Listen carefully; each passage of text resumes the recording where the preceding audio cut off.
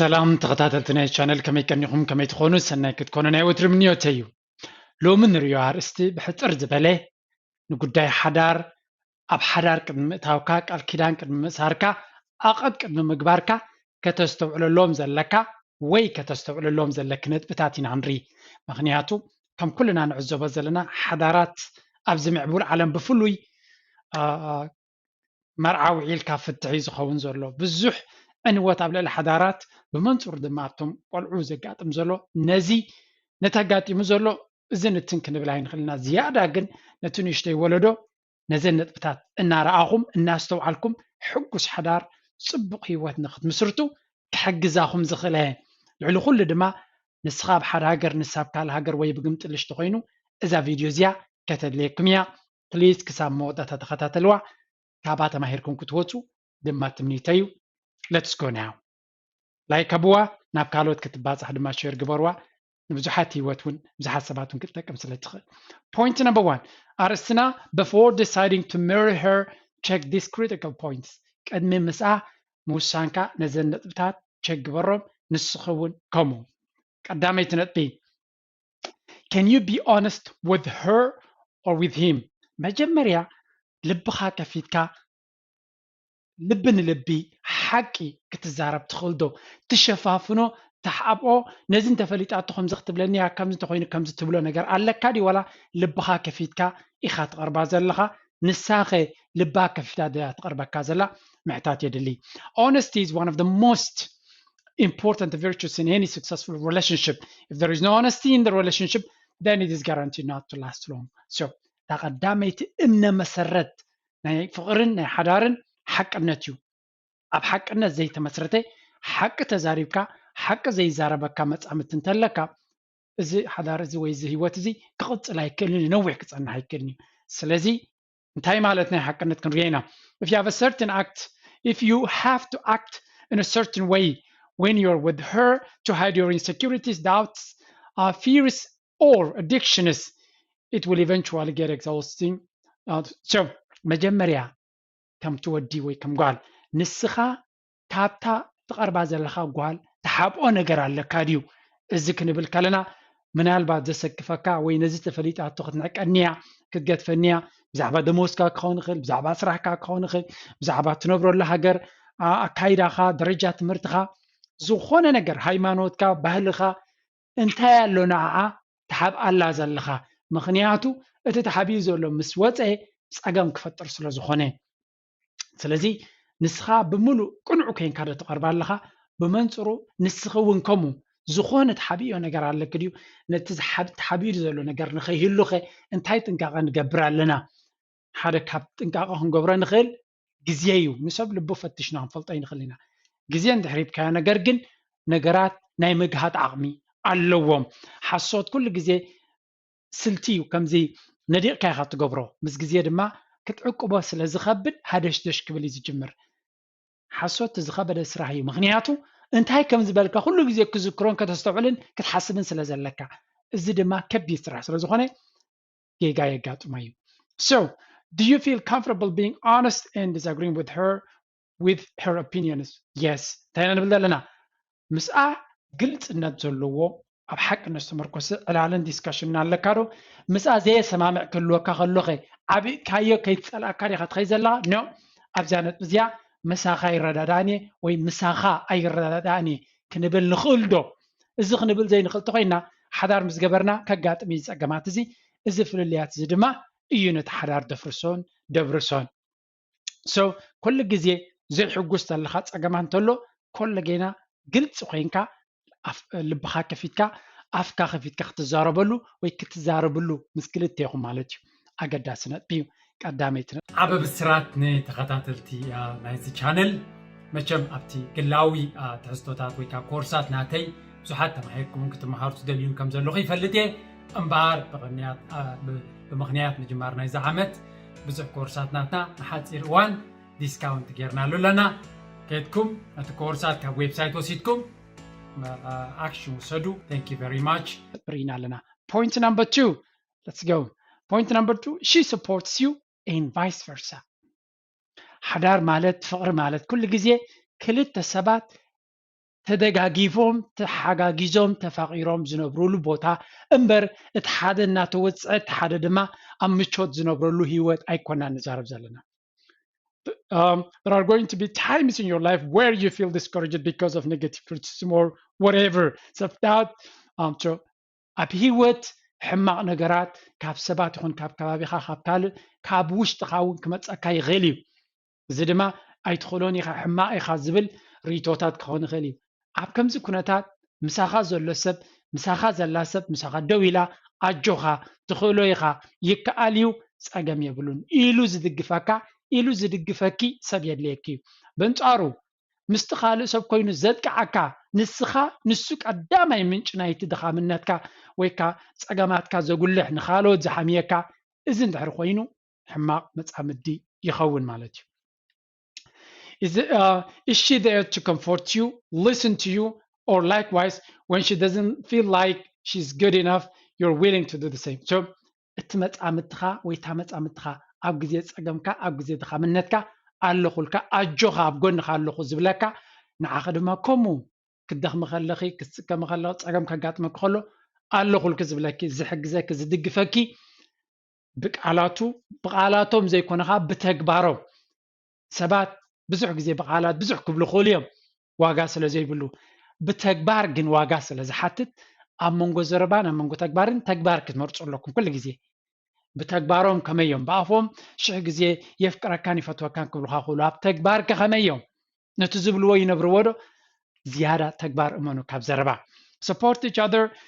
in the good times and bad times are important factors to consider with lifelong partner ኩሉ ግዜ ድማ ኣብ ሕማቕን ፅቡቕን ደገፍ እቲ ቀዳማይ ዘድልየና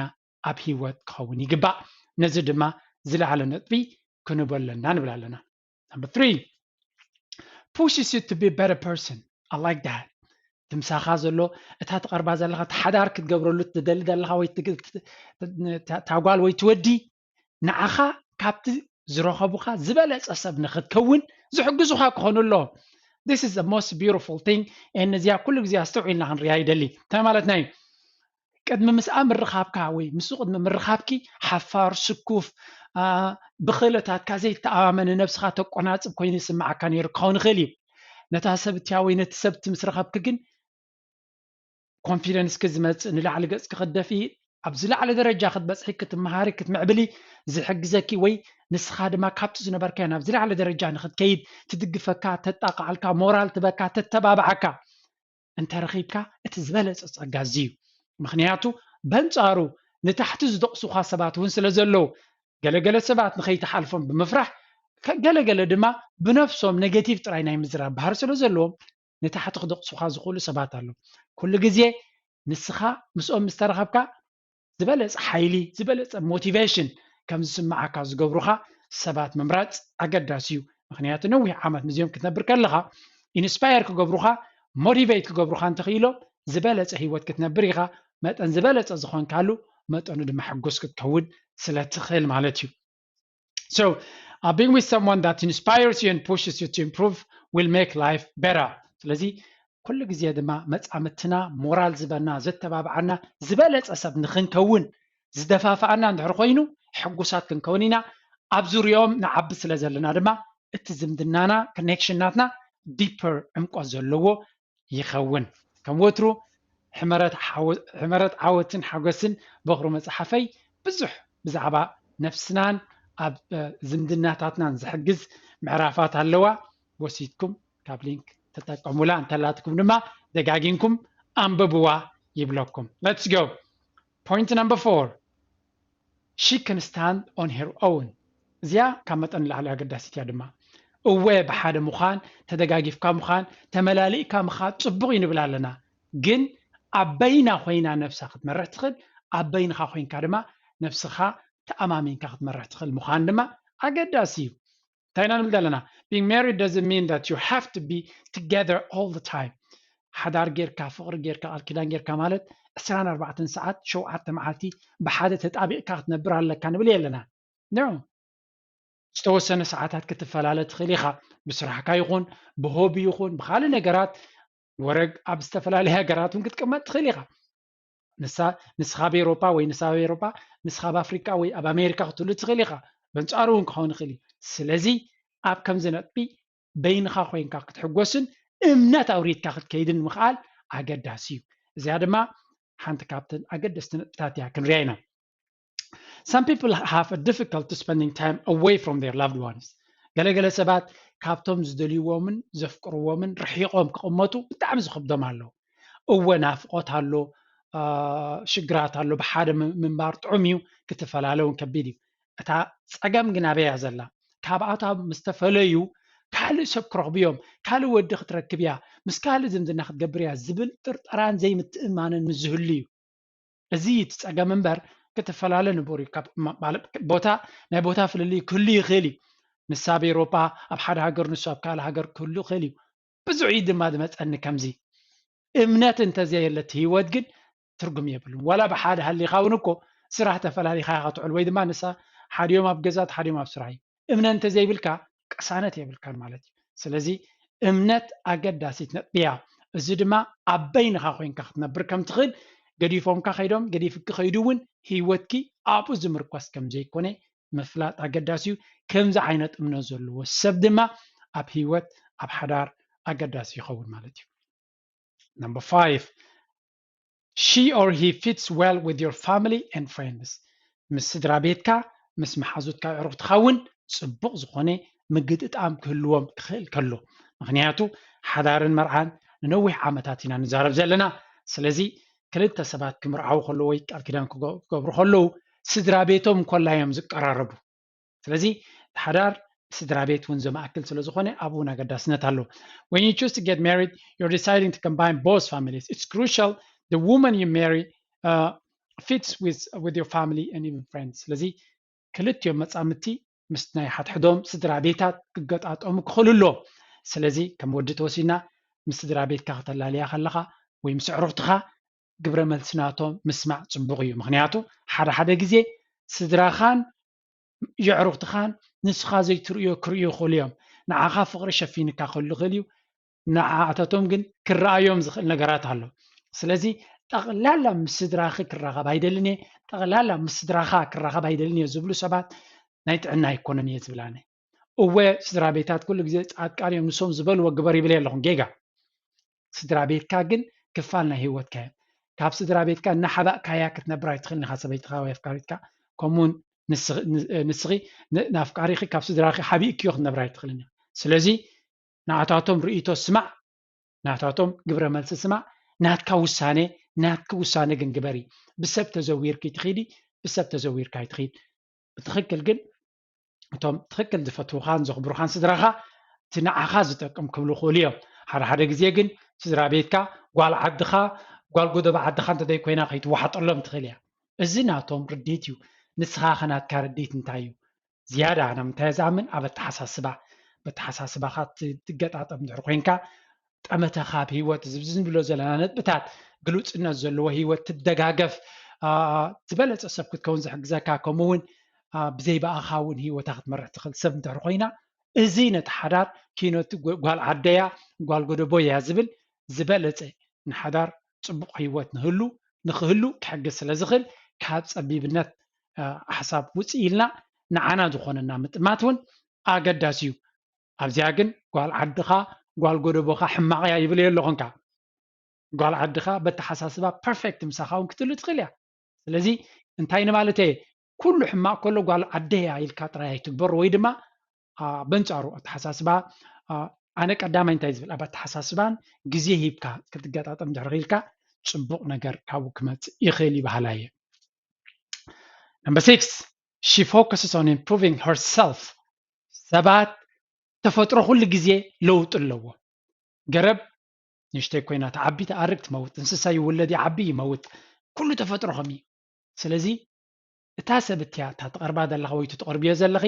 ነፍሱ ኣብ ምዕባይ ነፍሱ ኣብ ምልዋጥ ክሳብ ክንደይ ኣስተዋፅኦ ኣለዎም ተበግሶ ኣለዎም ምርኣይ ኣገዳሲ እዩ ምክንያቱ ብፍላይ ኣብ ናይ ሎሚ ዘበን ክመሃርን ክነቅሕን ክዓብን ክልወጥን ዘይደሊ ሰብ ንዓኻ እውን ክደቑሰካ ከም ዝኽእል ክንፈልጥ ኣለና ቁፅሪ 2 እንታይ ቁፅሪ 3 እንታይ ኢልና ኣለና ንቅድሚ ዝደፍኣካ እምበር ንድሕሪት ዝጎተካ ሰብ ከይከውን መጠንቀቂ የድልን ንብል ኣለና እዚ ድማ መጀመርያ ንነፍሱ ከንቅሕ ንነፍሳ ከተነቅሕን ክትዓብን ትደሊ ከምኡ ድማ ንዓኻ ናብኡ ዝደፍኡኻ ሰባት مدلاين مساتهم زخا growth mindset بلو أتحساسباي بمنطر صعرين دخامين تمرتين يزو عبي زبل امنا زلو سلازي كم سلازخونو نحجز اللو كنتات أنا تمهاري زلو حجلو بزي هاللغو درجة كيلتاتي كل جن أنت تمهيري أنت أمبيبه كعبي خيليه كهالو كورساتن مصحفتن بمنباب كعبي خيليه بمبال ناب عبيد زخودو سبات مزخونو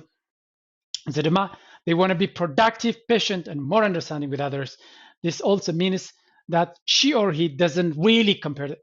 themselves to others. زخا نفسهم مسكالوت أبزا حجزلو أو وداديروم أنا حماق يدي كونس أبزا درجة اللغو كابزا أنا أبزا كبت أدما إزن كجبري إلهم نفسهم بعلم زت تبابعوا كم دما ناي نفسهم من قد زريو كالوت أبي يخدلو بزي قدس ناي كالوت زي قانون نخالوت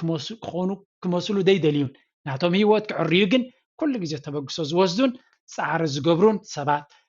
زياتهم يومتهم أقدست سبات أبي ودنا كن اليوم زلنا number 7 she has shown she's serious كم دما اتتاسب ويتسب serious ويكا اتبيلو نتقدا حزوهم زلو مفلاتون يقدس تاي مالتنا فغري دحر حصنوت وي مرعى دحر حصنوت اب حصنوت زودا يكون اب حصنوت كله تعمي دحر حصنوت وي كا دحر تمرعى جن تيوت كما يكوني انت عينت صعرن تبغسون كتجبر تخل معناته حدار لك كم كاليوت سرح يدليو بعل خافني خايز خير يكونن صحياي تراي بعل زبكل زرعت كلاتهم سرح يدليو صبق حدار دما كومي فتح سرح يدليوني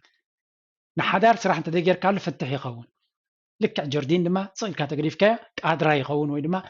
بصحيا يبلع سلازي صبق ነገር نختفر كل ግዜ تسرح لك እዚ ድማ ቀጻልና ዘለዎ ስራሕ ክልቴኻ ተወፋይነት ሙሉእ ሚትኻ ሚት ተበግሶ ብምውሳድ ኣነ እዚኣ ገይረ ሱስ እዚ ክገብር ወይ ሳ ከምዚ ክትገብር ዘይኮነስ ኣነ ነዚ ህይወት ንኸስርሖ ዝከኣለኒ ክገብር እየ ንሳ ድማ ከምኡ ክትብል ክልቴኻ 100% ኮሚትድ እንድሕር ኮንካ ድማ ፅቡቅ ሓዳር ዝምስረት እዚ ድማ ዋጋ እውን ይሓትት እዩ ዋጋ ድማ ብግዜኻ ክኸውን ይኽእል ብኤነርጂ ናትካ ሓይልኻ ክኸውን ይኽእል ገንዘብካ ክኸውን ይኽእል ኢቭን ህይወትካ ክኸውን ይኽእል ስለዚ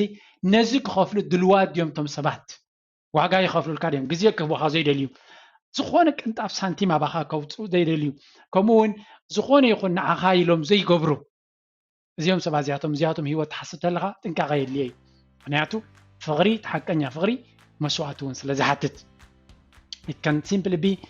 ከምኡ ድማ ኣብ ፀገምካ ዝያዳ ኣብ ፀገምካ ናብ ሽግርካን ምሳኻ እንታይ ዓይነት ግብረ መልሲ ኣለዎ ትሰብ ወይ ከመይ ኣለዋ ረአ ኣብ ግዜ ፅቡቅ ኩሉ ይዘጣቓልካ ኣብ ሕማቕካ ደው ዝብሉኻ ግን ንሶም እዮም ቶም ፈተውትኻ ስለዚ ኩሉ ግዜ ባላንስ ጌርካ ራእዩ እዛ ቪድዮ እዚኣ ቅድሚ ዓብ ስጉምቲ ምውሳድካ ንነፍስኻን ነታመፃምትኻን ቼክ ንክትገብር እሞ ፅቡቅ ዝኾነ ውሳኔ ኣስተውዒልካ ንክትገብር ክትሕግዘኩም ትኽእል እያ ኢለ ገይረያ ተፈቲኹም ላይክ ኣብዋ ናብ ካልኦት ናብቶም ናሽቱ ሼር ግበርዋ ብርግፅ ክትጠቕሞም ስለ ትኽእል كم وتر ناتكم حسابات ناتكم ريتو متبابع قالات اب كومنت كتصبيكم ينابلكو نايلو مار استاذ زخنو دينا اب كالك ساب من راخب دحانكم بلكم تسنايو تشاو